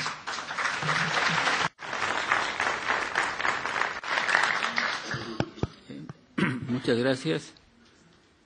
Quisiera empezar agradeciendo a la eurodiputada Marina Albiol, responsable federal de Relaciones Internacionales de Izquierda Unida del Parlamento Europeo, por haberme invitado a participar en un acto como el que se celebra esta tarde en homenaje a la señora Cristina Fernández de Kirchner, expresidenta de la República Argentina, acto, por tanto, cargado de simbolismo para el progresismo latinoamericano que ha protagonizado una etapa histórica singular en varios países de América Latina, la cual será recordada sobre todo por las medidas de justicia social adoptadas por dichos gobiernos y por su capacidad para someter a las hegemonías nacionales y extranjeras adversas a todo proceso de cambio a las exigencias del interés colectivo. Ciertamente que este impulso renovador no ha sido suficiente a fin de romper el eterno retorno de los restauradores, siempre dispuestos a aprovechar cualquier contradicción o signo de debilidad para atravesar la armadura progresista, obstaculizar y, si es posible, detener la marcha hacia la justa solución de graves problemas sociales que provienen de un modelo que se basa en la desigualdad y la discriminación, así como en la enajenación generalizada que aleja a las personas de sus necesidades reales y humanas, sumergiéndolas en la ensoñación y la esperanza. Se debe decir también que le ha faltado coherencia a la izquierda internacional para comprender mejor el momento histórico que ha hecho posible el surgimiento de los gobiernos de izquierda en América Latina y los desafíos que estos han debido enfrentar a fin de reaccionar en consecuencia, apoyando sus postulados y propuestas y las decisiones que han debido adoptar para atender necesidades sociales postergadas y nunca satisfechas. Una vez que los pueblos despierten del sueño en que les ha sumido nuevamente el discurso restaurador y descubran que han sido otra vez engañados con la invariable estratagema de la derecha de tomarse el poder para servir a sus intereses particulares, volverá a levantarse el progresismo con la energía que necesita para romper definitivamente el ciclo progresismo-restauración, de manera que la justicia, la equidad, la igualdad y la fraternidad sean el signo de una libertad permanente. En el Ecuador, los postulados progresistas vencieron en las elecciones de abril pasado, sin que hasta el momento los restauradores hayan reconocido su derrota, demostrando así el escaso valor que atribuyen a la democracia, a las instituciones republicanas, las leyes y la voluntad general, valores que para la izquierda ecuatoriana tienen suprema importancia y en torno a las cuales ha dirigido y seguirá haciéndolo el gobierno liderado por Alianza País. Muchas gracias.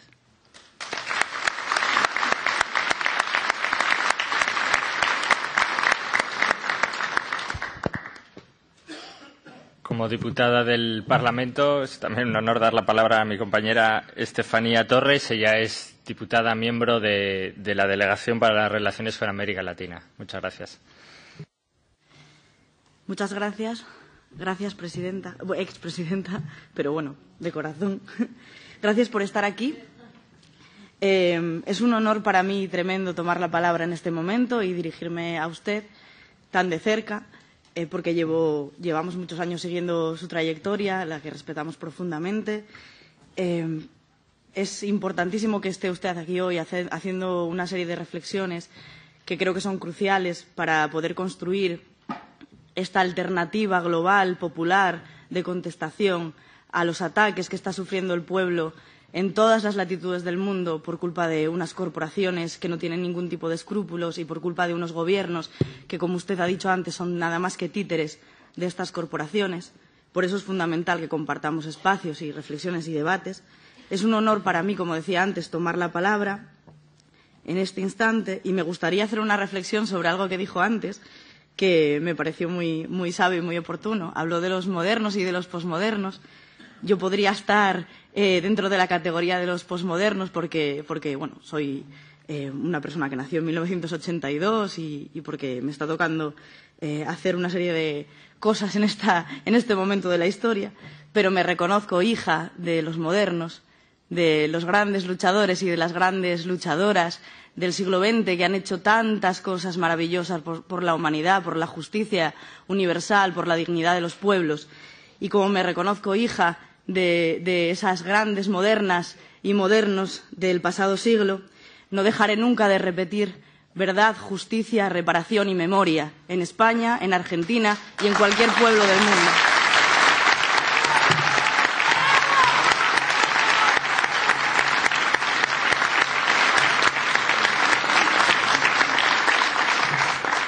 Quiero agradecerle, mirándole a los ojos, sobre todo, que es usted una persona valiente, que fue valiente para gobernar, para tomar decisiones que eran muy difíciles y que sabía que iban a suponer que la colocasen en el centro de los medios de comunicación, siendo diana de numerosos ataques, pero que tuvo que tomar igualmente porque significaron en muchos sentidos nacionalizar los sectores estratégicos para luchar por un modelo productivo diferente que pusiese los derechos de las argentinas y de los argentinos en el centro.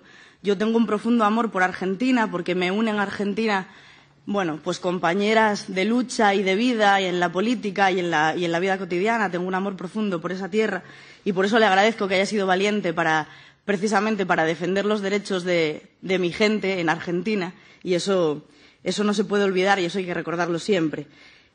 Por la mañana hizo un comentario con respecto a lo que se sentía siendo mujer, porque precisamente, además, y estoy completamente de acuerdo con usted en lo que dijo, de hecho era algo que yo quería justamente preguntarle. Parece que siendo mujeres tenemos que responder a un canon determinado a la hora de hacer política y que si no cumplimos con ese canon somos el doble de demonizadas por los medios de comunicación. Usted no ha dejado nunca de luchar, no ha dejado nunca de ser quien es. Para mí es un ejemplo por ello. Le agradezco de nuevo que esté aquí y me gustaría que en su reflexión posterior hiciese un recuerdo a la intervención de esta mañana en este sentido.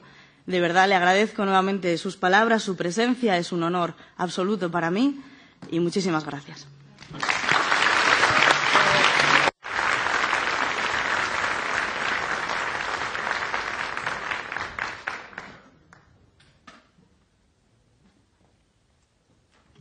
Y, en último lugar, también un honor dar la palabra a Tania González. Ella es diputada de la Izquierda Unitaria también y, vicepresidenta del GUE, de la Izquierda Unitaria. Muchas gracias. Muchas gracias. Bueno, y hemos tenido la oportunidad de conversar en más ocasiones, pero quería agradecerle de nuevo que esté aquí, a Cristina, que esté aquí por su presencia, por su análisis y por la fuerza que nos transmite en su discurso, ¿no? Y que creo que nos da muchas energías. El otro día yo le decía a mi madre que iba a venir aquí Cristina Fernández Kirchner, y ella me decía, qué bueno, ella dijo presidenta, acostúmbrense a decirlo. Y yo quería agradecerle porque creo que no solamente es un ejemplo para las fuerzas del cambio en toda Europa, en todo el mundo, sino que también es un ejemplo y un referente para todas las mujeres de todo el mundo que nos está diciendo que nosotras también podemos ser protagonistas. Así que gracias por el doble esfuerzo que supone gobernar para los intereses de su pueblo y hacerlo siendo mujer. Durante varios años miramos América Latina, y antes decía la presidenta que no es exactamente América Latina, sino América del Sur, donde se dieron esos procesos. Miramos con ilusión y con admiración esos procesos de cambio, y ahora los estamos mirando con cierta preocupación, porque estamos viendo un ciclo de retroceso en avances sociales, en derechos sociales. Decía que Argentina ha sido uno de esos grandes pilares del cambio en América del Sur.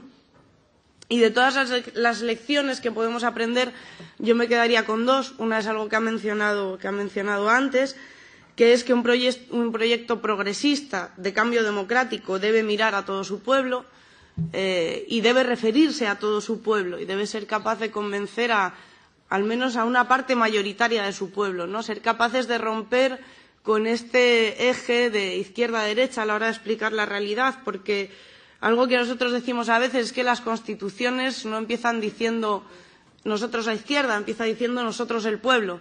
Y para tener un nuevo contrato social, para tener un nuevo proyecto constituyente, democrático, inclusivo, hace falta un apoyo de una mayoría social, que se sienta ese pueblo que es sujeto activo de ese proceso, ese nuevo pueblo firmando un nuevo contrato social. Y también me parece importante la lección de que gobernar no pasa solamente por ganar unas elecciones, sino que para gobernar hace falta mucho más, y hace falta tener el apoyo de esa mayoría, que creo que, que Argentina también es un ejemplo de cómo se ha expresado el apoyo de la sociedad civil, del pueblo en las calles. Creo que hoy aquí también hay un ejemplo de argentinos y argentinas que la han seguido seguramente desde diversos países de Europa para estar hoy aquí, para poder verla, y eso es una muestra de lo que generan y de lo que tienen, ¿no? Por último, o casi último, estamos viendo que las políticas de Macri están acabando en solamente un año con muchos de esos avances, el tema de la inflación, la desigualdad, la pobreza. Leía que en este año hay en solamente un año 1,5 millones más de pobres en Argentina. Sin embargo, si hay una lectura positiva, yo creo que es que seguramente mucha gente se estará dando cuenta de lo que supone ese retroceso, de lo que supone el neoliberalismo en la práctica, en el retroceso de derechos sociales, y que seguramente mucha gente estará tomando conciencia, y esto servirá para rearmar esa mayoría política nueva que en los próximos años pueda retomar un proyecto democrático en Argentina. Y ya por último, creo que ustedes hicieron un trabajo muy importante por la verdad, algo que en España no ocurrió, transmitirles el apoyo, todo nuestro apoyo en ese sentido, y que resistan, porque cuando no se recupera la memoria, o sea, cuando un pueblo pierde la memoria, es muy difícil volver a recuperarla, y un pueblo que no tiene memoria está llamado a cometer los peores errores de su historia de nuevo. Así que resistan, y seguimos mirando y seguimos creyendo en ustedes. Gracias.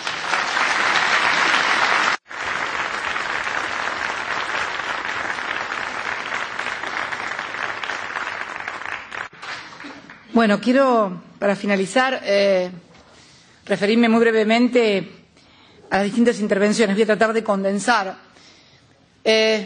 Lo que planteó Igor Šoltes, el representante de Eslovenia, de los Verdes, introdujo un concepto que en realidad no es un concepto nuevo, pero que lo introdujo en esta discusión, y que es el de los medios de comunicación y el periodismo o los medios de comunicación generando noticias que no son verdad, las famosas fake news que estamos acostumbrados. Entonces, lo difícil que es para el campo popular, para el campo progresista, desarrollar una tarea frente a un mundo donde las mentiras y la información se multiplica permanentemente.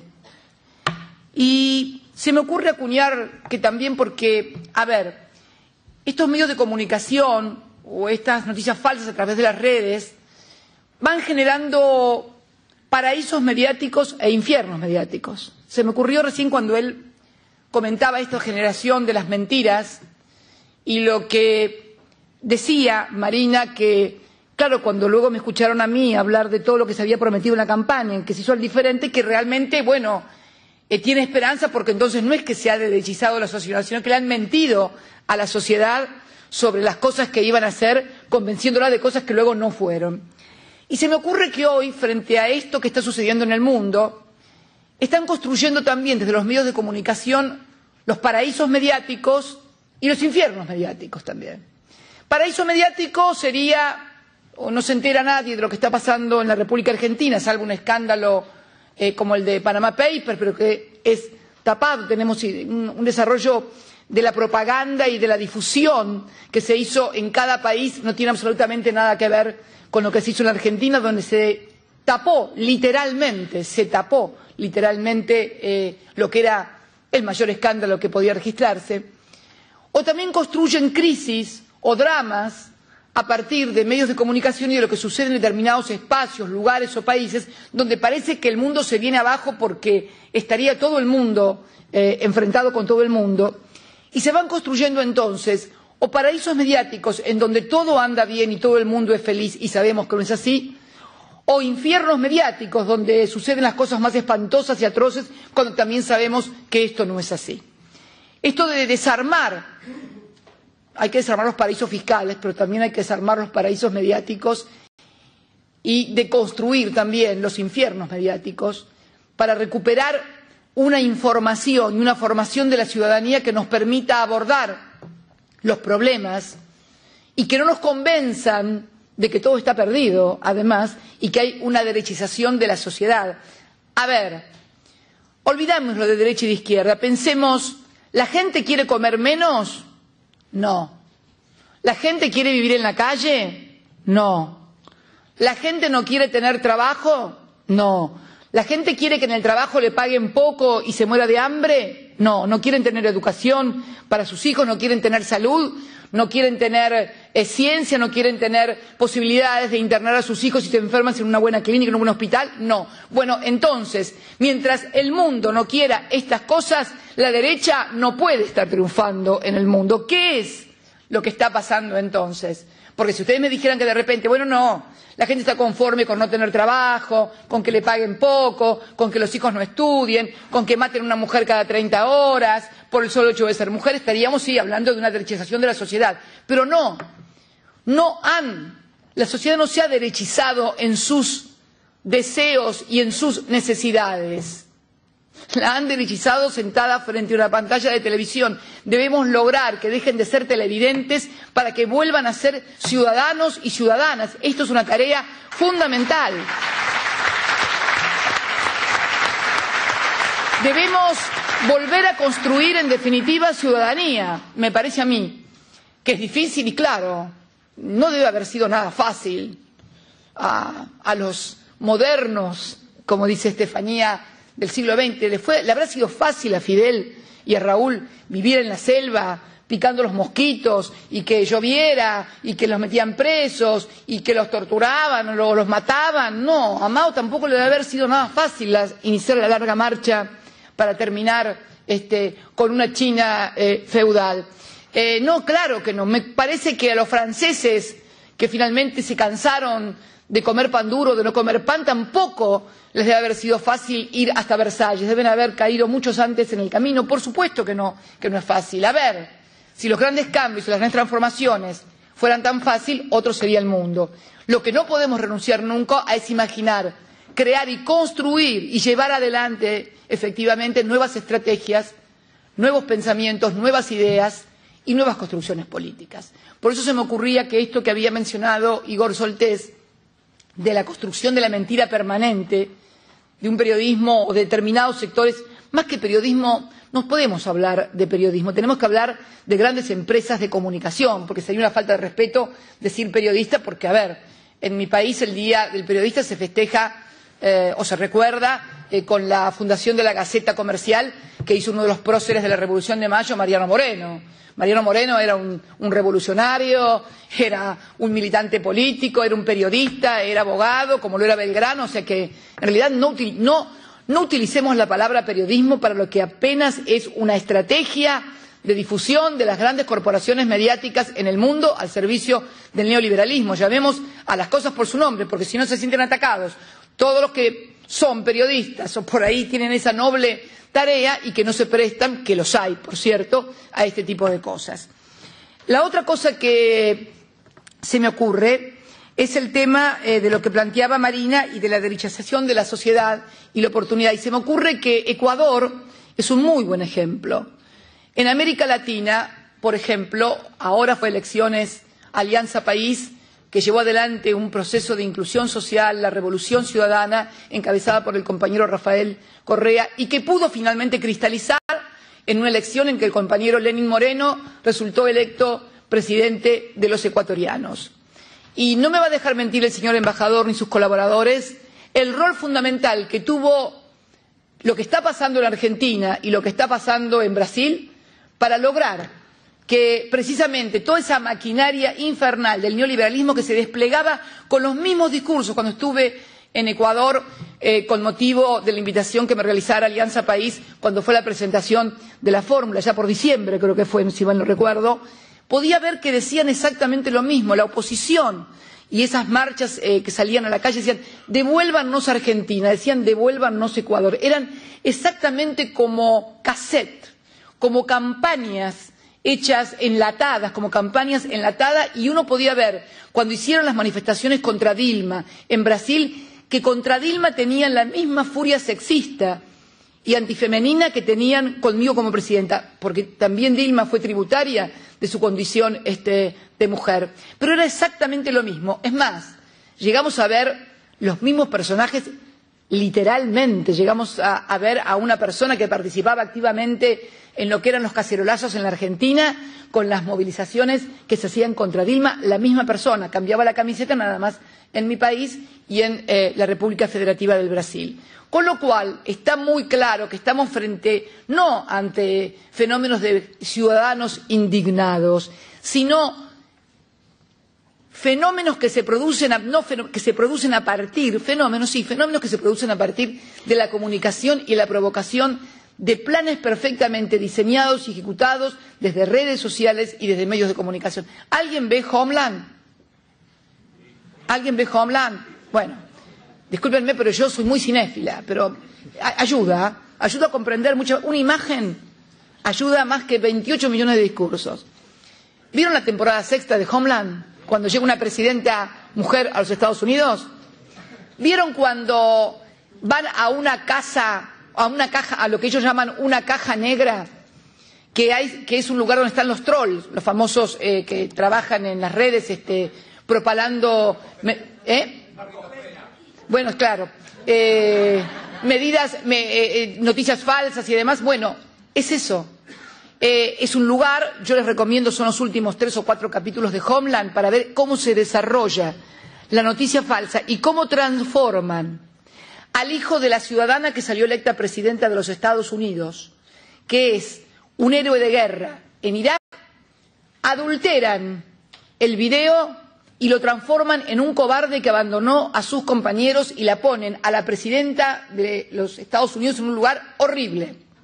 Y cómo luego otro accede a una de esas cajas negras, que en realidad es un gran salón, está descompuesto, lo llaman como técnico, como hacker, para arreglar el sistema, y cuando está arreglando el sistema de repente se prende todo y ustedes ven paredes enteras que van pasando sitios y sitios y sitios de Facebook, de Twitter, donde se controla, y el que manda dice a indignar, a indignar, a indignar. Véanlo, porque realmente cuando vean eso no van a necesitar ningún discurso, ninguna estrategia, sino simplemente a sentarse a pensar con otros más cómo se hace para abordar este momento tan especial que exige sinceramente, y lo vuelvo a reiterar, nuevo pensamiento, nuevas ideas, nuevas estrategias y fundamentalmente una gran construcción colectiva. Y para terminar con el tema de la mujer, porque me interpeló Estefanía y también Marina con el tema de la mujer. Sí, es difícil, es el doble. Si encabezar un proyecto popular, nacional y democrático, afectando intereses de corporaciones o de riqueza muy concentrada, es difícil para cualquier dirigente político, para una mujer es exactamente el doble o el triple de difícil, porque la estigmatización es más brutal.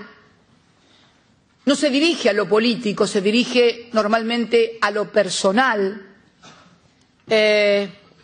a la vida personal o a la forma de vestirse o a la forma de hablar o al hecho de ser. Es claro que es el hecho de ser mujer. Recibe una condena potenciada y triplicada absolutamente. Como en nuestro país está surgiendo un movimiento feminista muy importante, el Ni Una Menos, que ha tomado una dimensión afortunadamente global.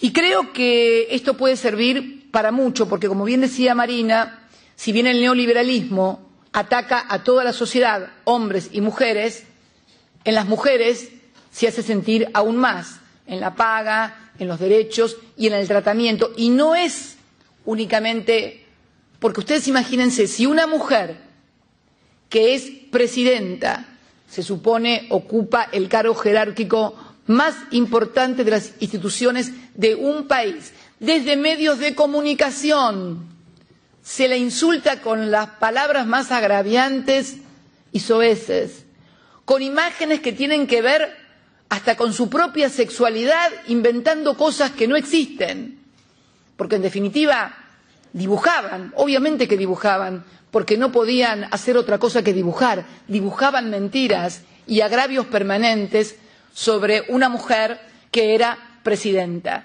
Si esto pasa con alguien que tiene la posibilidad de defenderse, que esa agresión es vista por el conjunto de la sociedad y es consentida muchas veces por esa sociedad, si los hombres ven que se consiente que a una mujer que es presidenta la agravien, la insulten, dibujen caricaturas de ellas francamente ofensivas, ¿por qué ese hombre cuando se enfrenta a otra mujer sola en la calle y la mujer le dice que no tengo ganas, que no te quiero, no puede pensar que la tiene que matar porque le dice que no? Si le han creado una violencia simbólica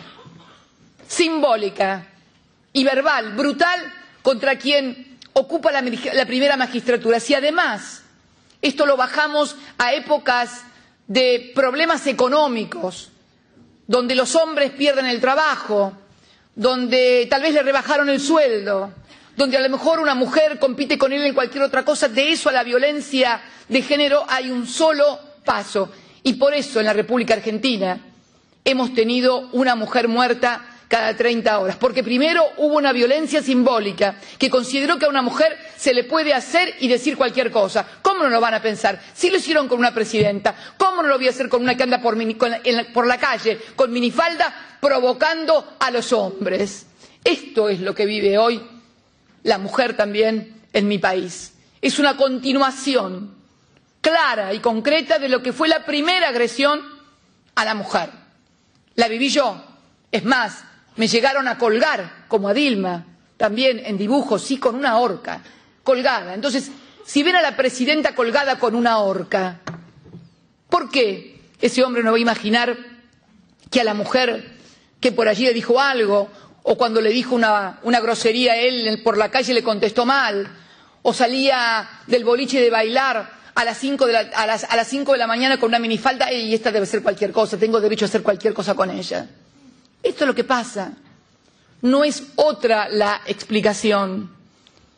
Siempre hay una primera violencia, hay una madre de las violencias que después desata el resto. Si a esto le sumamos una crisis económica que agrava naturalmente las violencias domésticas, ustedes saben que en épocas de problemas económicos, el hombre que por ahí no puede sostener la familia, o se alcoholiza, o tiene una violencia para descargar en la mujer, esto está comprobado científicamente. Por eso creo que es muy importante lo que señalaba Marina, es muy importante lo que señalaba Estefanía, y sí, Estefanía, me gustaría poder contestarte, no, mira, en la Argentina, no, esas cosas no pasan, las mujeres somos muy respetadas, hay mucho respeto de género.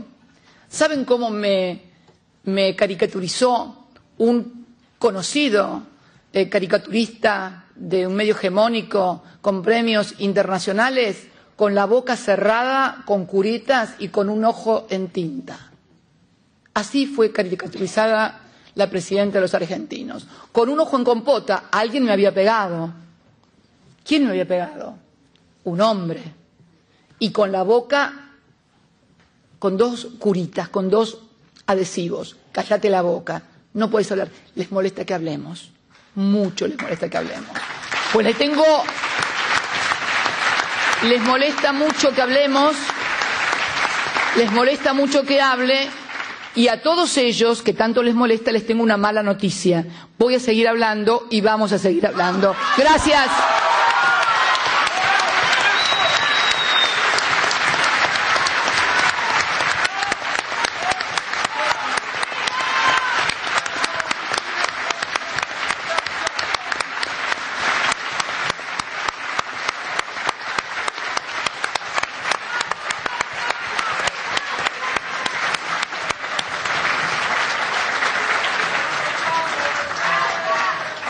Para cerrar el evento quería pasar la palabra a un buen compañero del GUE. Él es João Pimenta, vicepresidente de la Delegación para las Relaciones con América Latina y miembro también del Partido Comunista Portugués. Muchas gracias, João. Muchas gracias a todos. Me permitan una palabra para agradecer de nuevo el honor de tener con nosotros nuestra protagonista, la presidenta Cristina Kirchner, y la oportunidad de organizar esta iniciativa que resulta muy importante en una casa que sobre América Latina solo permite una visión, una perspectiva, la de la derecha más reaccionaria, y que limita y mismo prohíbe la expresión real y factual de los avances de los procesos progresistas que en los últimos años se han logrado en el subcontinente. Pues aquí estamos, no callaremos, y a cada muro que nos planteen en el camino, y cada vez son más en Europa, más cedo que tarde lo derrocaremos. Lo testigo que hoy hemos tenido la oportunidad y el placer de escuchar, y que la presidenta muy amablemente nos aportó, es un testigo que más que individual es de los pueblos de América Latina. Un testigo que confirma la brutal ofensiva económica, ideológica, xenófoba, de violencia y represión sobre los pueblos, de que no se olvida los fenómenos de paramilitarismo soportado por la derecha y extrema derecha. Un testigo que confirma la interferencia e injerencia de los Estados Unidos en toda la región, a que se suma la de la Unión Europea. A todo eso se hace añadir la creciente presencia militarista de la OTAN en el continente. Un testigo que torna evidente cómo el imperialismo vuelve a promover e imponer estratégicamente en el continente regímenes profundamente neoliberales, ostensivamente represivos y autoritarios, que traen al presente las más trágicas memorias de las décadas de 50 a los años 70. Una estrategia que solo plantea como futuro a los pueblos la pobreza extrema y la brutal explotación de la clase trabajadora. Pero sobre todo un testigo que aporta una tremenda confianza. Confianza en los pueblos, en sus luchas, reivindicaciones y movilización colectiva en defensa de un desarrollo soberano que no está sumiso a los intereses del imperialismo y de los grandes grupos económicos, sino un desarrollo que sirve los intereses de los pueblos y sus países. Confianza en las experiencias innovadoras, cada una distinta de la otra, de desarrollo político, económico y social que cada pueblo, en Argentina de Kirchner, en Bolivia de Evo, en Ecuador de Correa, en Venezuela de Chávez, en Brasil de Lula o en Cuba de Fidel, y las conquistas que esos pueblos han logrado o continúan a lograr. Confianza en los procesos innovadores de verdadera cooperación e integración regional entre pueblos y países iguales en derechos, como es el caso y el ejemplo de ALBA. Una confianza que los retrasos y dificultades con que hoy los pueblos de América Latina se confrontan serán superados, afirmando los procesos progresistas de América Latina como ejemplos que alimentan la confianza acá, en el otro lado del Atlántico, de que los pueblos de Europa pueden tomar su futuro en sus manos y construir una otra Europa de cooperación y de paz entre Estados soberanos y iguales en derechos. A la Presidenta Kirchner, una vez más, un profundo agradecimiento por la oportunidad que hoy nos ha proporcionado y que lleves de aquí la certeza que el GUE-NGL, la izquierda, seguirá afirmando en el Parlamento Europeo la denuncia de la ofensiva neoliberal e imperialista y al mismo tiempo afirmando la expresión más fuerte de solidaridad con la resistencia y lucha de los pueblos de América Latina. Y como decían los compañeros al fondo de la sala, volveremos, venceremos. Gracias. Gracias, Chao. Muchas gracias.